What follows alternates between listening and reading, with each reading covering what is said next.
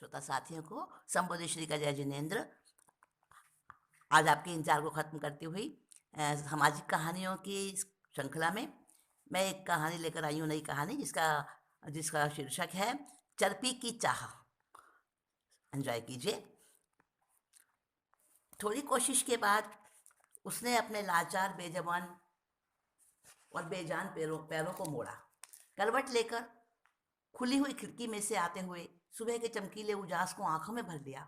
उसकी पलकें एक बार तो तेज धूप या रोशनी से मिचमिचाई, फिर सामान्य हो गईं।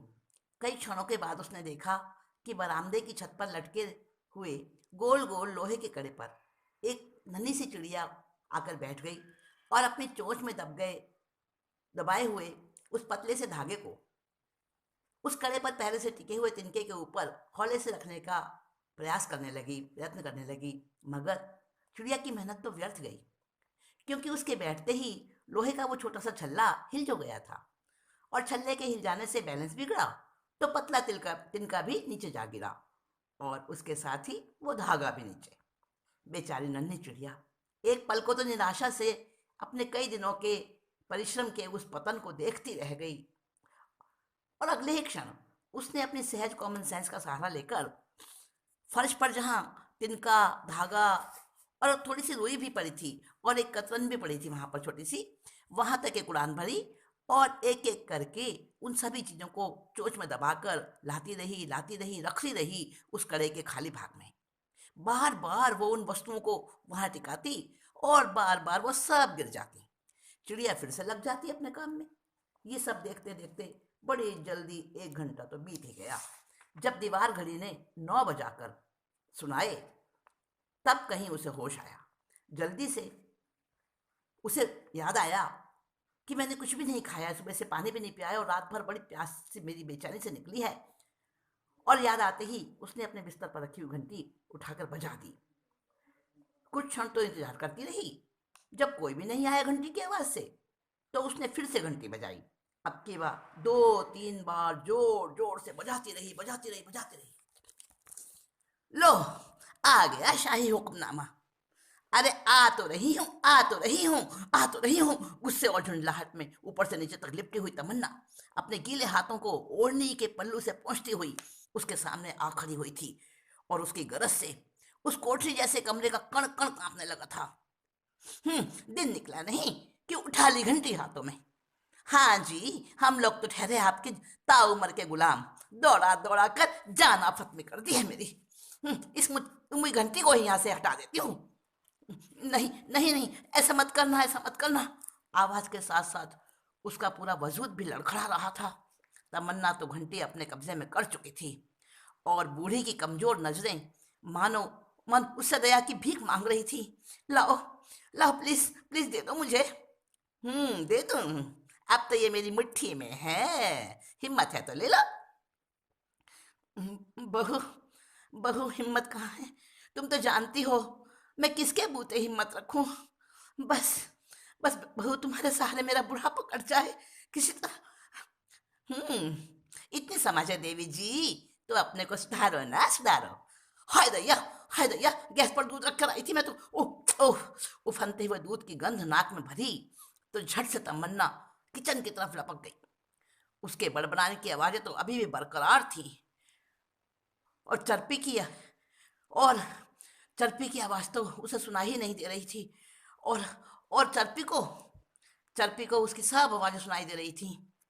जब चर्पी बुलाती थी तब तो उसे कुछ भी सुनाई नहीं देता था। तब एक परिचित के सुझाव पर शानू ने वह घंटी वहां रखवा दी थी और उतने ही फासले से तमन्ना को तो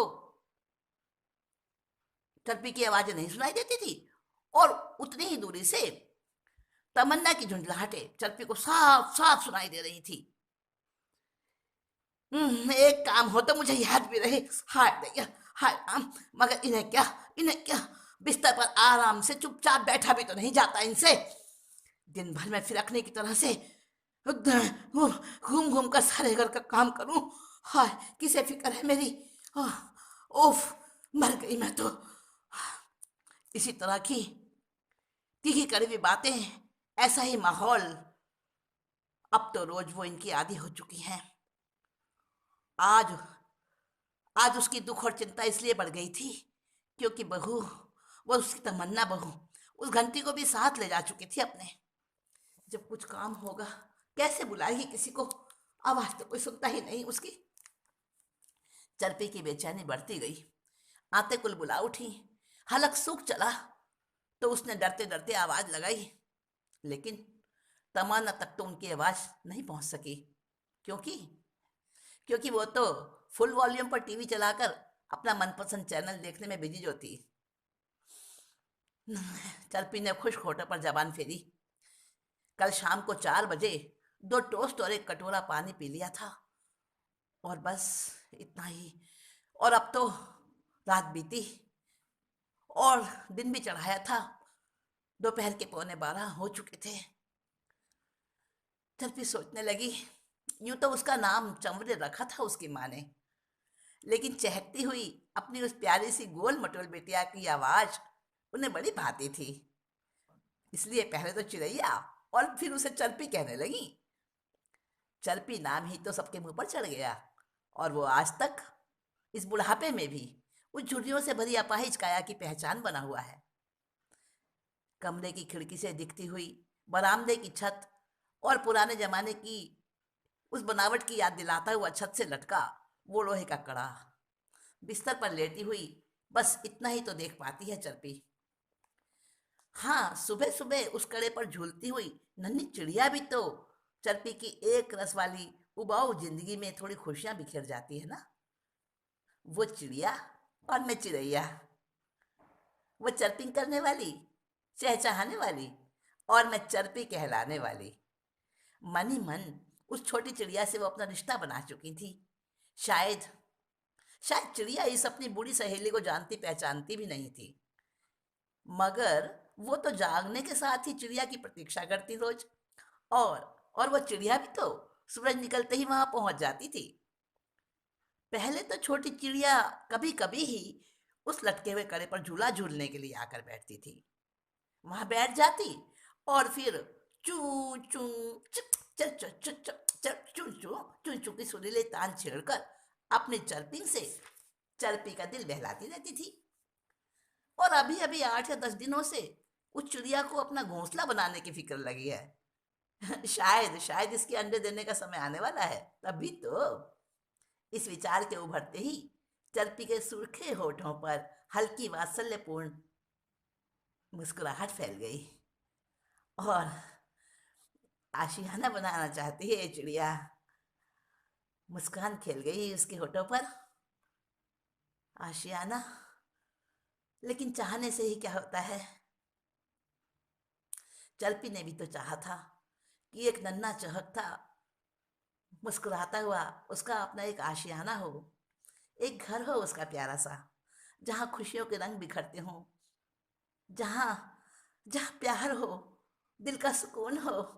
चरपी ने जैसा घर परिवार, जैसा आशियाना बनाने की तमन्ना पाली थी, उसमें वो सफल तो हुई थोड़ी थोड़ी, तमन्ना भी मिली उसे। मगर मगर क्या हुआ इससे। प्रशांत के लिए जब तमन्ना का रिश्ता आया था तो चरपी की प्रसन्नता उसके मुंह से चहक उठी थी। अच्छा, तमन्ना है लड़की का नाम? काके, मुझे तो बिना देखे ही मंजूर है भाई। ग्रेजुएट समझदार बेटे ने माँ से लड़की देखकर ही फैसला देने को कहा था। उसकी सोच थी कि पापा के ना रहने पर माँ तुमने जितने दुख उठाकर आज मुझे इस मुकाम पर लाकर खड़ा किया है ना, उसे जहन में रखना और जांच परख करके ही लड़की पसंद करना है मुझे। कहीं कोई ऐसी वैसी लड़की पल्ले पड़ गई तो मम्मी तुम्हारी और मेरी दोनों की जिंदगी जहर बन जाएगी। तमन्ना ने चरपी को और प्रशांत को भी, दोनों को मोह लिया, क्योंकि देखने भालने में तमन्ना समझदार, सलीकेदार और खूबसूरत थी ना। तो संतुष्ट होकर ही प्रशांत ने हाँ भरी थी।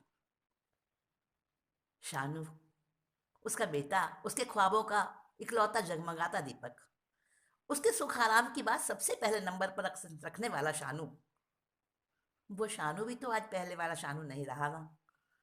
कई कई हफ्तों तक इस घर में रहते हुए भी अपनी माँ से दूर ही रहता है। कैसे तरसती है चरपी उसकी सूरत देखने के लिए। और तमन्ना, जिसे वो बड़े अरमानों से बहू बनाकर लाई, उससे स्वीट होम अपना बनाने की चरपी की तमन्ना को उसी तमन्ना ने बेरहमी से कुचल डाला। हर वक्त तस्वीर बहाना बंद करो, मनहूस कहीं की। चरपी के सामने एक जंग लगी थाली में दो सूखी रोटियां नमक मिर्च की चटनी के साथ पटकती हुई तमन्ना की गुड़गुड़ाहट से चरपी की विचार श्रृंखला भंग हो गई। उसे पता भी नहीं कि कब उसकी पीड़ा का बांध तोड़कर आंसू बहने लगे थे गालों पर। चरपी ने आंसू पोंछे, अपने बिना दांत वाले मुंह और गले के कैंसर को याद करते हुए जाने के लिए खड़ी तैयार तमन्ना को कहा, बहू बहू, पानी के बिना कैसे खाऊंगी? ओहो, ला रही हूँ पानी भी, हाँ ला रही हूँ। मुझे मालूम है कि अभी तो मुझे बर्तन उठाने भी आना है यहाँ। हाय, टूटी जा रही है कमर। हाय, किस्मत फूटी है मेरी, तो क्या करूं? वह बड़बड़ाती हुई चली गई और लोटे में पानी रखते हुए फिर से चिंघाड़ी, महारानी जी, इस कमरे वाली नाली की बदबू अब पूरे घर में फैल चुकी है। हाँ, पानी कम पीने से आपको भी तकलीफ कम होगी उठने में, और दिन रात की गंदी स्मेल से हमें भी थोड़ी राहत होगी। हाँ, इतना समझ में तो आता है ना आपके? तु, तु, तुम जरा तुम जरा समझने की कोशिश तो, मेरी मेरी बात। चरपी की इस मनुहार को अनसुना कर दिया तमन्ना ने और मुंह बनाती हुई, मुझे समझाने में नहीं, मेरी बात को मानने में ही खैर है तुम्हारी, ऐसा कहती हुई धमकती हुई वहां से चल दी। बेबसी, निराशा, परेशानी, चिंता, शोक, बेचैनी, पता नहीं कितने कितने भाव भरे थे चरपी की उस ठंडी सांस में, जो हठात रोकते रोकते भी उसके होठों से बाहर आ गई थी। अपने सामने रखा खाना गले से नीचे उतारना था अभी तो उसे। भूखा पेट कह रहा था, हाथ बढ़ाकर खा लो, उकसाता था उसे। तो खा सकने में असमर्थ शारीरिक हालत चीख चीख कर रो देने के लिए कह रही थी उसको। 24 घंटे में 2 टोस्ट या रूखी 2 रोटियां और कम से कम पानी ही मिलता था उसे। और कुछ तर्क या फरियाद करने पर इतना भी बंद कर दिया जाता था, इतना भी बंद कर दिया जाएगा आगे। इस सच्चाई को से भी चरपी अनजान नहीं है। अपनी बदकिस्मती पर आंसू निकल जाते हैं तब मनहूस होने और घर की बरकत खत्म करने का फतवा दे दिया जाता है। ऐसी बेइज्जती वाली रोटियां खाने की रुचि उसके अंदर पैदा कैसे हो?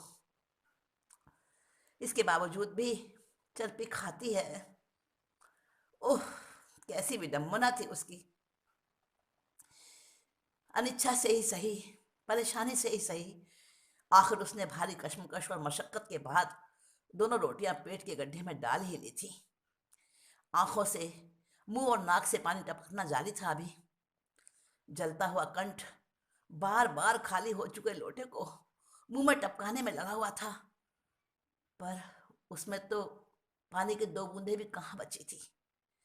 चरपी को पता था कि अगली शाम होने तक उसे कुछ नहीं मिलने वाला, पानी भी नहीं। बहुत व्याकुलता में उसकी रात बीती। सुबह जब आंखें खोली उसने, तो चिड़िया रोज की तरह जुटी हुई थी अपने प्रयास में।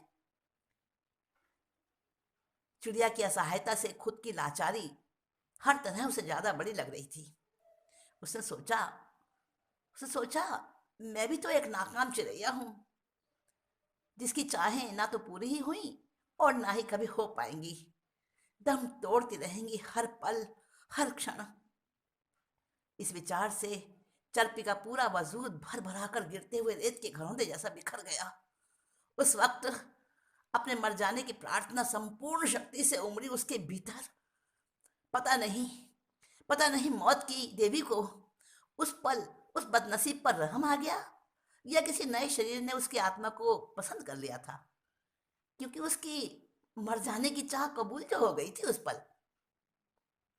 काश काश चरपी देख पाती कि हमेशा तमन्ना के इशारों पर चलने वाला, उसकी उपेक्षा और अपमान करते रहने वाला उसका शानू उसकी निर्जीव काया के ऊपर पड़ा हुआ कैसा सिसक रहा है, रो रहा है, भीतर भीतर शर्मिंदा है वो अपनी माँ के साथ खुद के गैर जिम्मेदार बर्ताव पर। और तमन्ना भी तो देखो ना, कैसी बेसाख्ता रोए जा रही है। शायद आज तमन्ना को और शानू को दोनों को अपनी भूल का एहसास हुआ है, मगर अब चरपी तो उनके चाहने और दुहाइयां देने पर भी जिंदा नहीं होगी ना। पड़ोसी इकट्ठे होकर अपनी तरह से दुनियादारी निभा रहे थे और बरामदे के कड़े पर चिड़िया बैठी थी। कब की आकर वह बैठ चुकी थी वहां, पर आज वो अपनी चाहत के घरौंदे को बनाने की मेहनत नहीं कर रही थी, स्तब्ध थी। शायद किसी अनहोनी घटना को उसका वजूद भी जान चुका था। चरपी के निष्प्राण बेजान उस कंकाल को नन्ही छोटी सी चिड़िया अपनी फटी फटी आंखों से निहार रही थी। जिस कंकाल की मेहमान बनी हुई आत्मा खुश थी, चरपी की आत्मा मस्त थी। चरपी की लाश के आसपास कुछ कुछ देर में चक्कर लगाकर चरपी की आत्मा वहां के गमगीन माहौल, उसको अपने बेटे बहू के असली सच्चे अपने लिए उमड़े हुए प्यार का परिचय पाकर बड़ी संतुष्टि हो रही थी। आखिर आखिर चरपी की चाह पूरी हो ही गई थी। आज उसके मरने के बाद ही सही, चाह तो पूरी हुई। चरपी की चाह पूरी हो गई थी, पूरी हो गई थी, पूरी हो गई थी। बंधुओं, आज की कहानी आपने सुनी और इस बंधुओं आज की कहानी का आनंद लिया आपने। तो ये कहानी मैंने आपको सुनाई और इसके साथ ही आपको इसमें संवेदना उभरी होगी। आपको लगा होगा कि आज हमारे समाज में बड़े बुजुर्गों की क्या हालत है। कहानी का संदेश आप समझ गए होंगे और इसी संदेश को अपने जहन में रखते हुए, चिंतन मनन में लेते हुए आप अभी इंतजार करें अगले पलों का। कुछ कुछ क्षणों बाद, कुछ समय बाद मैं फिर आपके सामने उपस्थित होती हूँ एक नया आर्टिकल लेकर। बहुत मनोरंजक अगली बार लेकर आने वाली हूँ। तब तक के लिए आप इजाज़त दीजिए संबोधि श्री को और अपना ध्यान रखिएगा। Take care.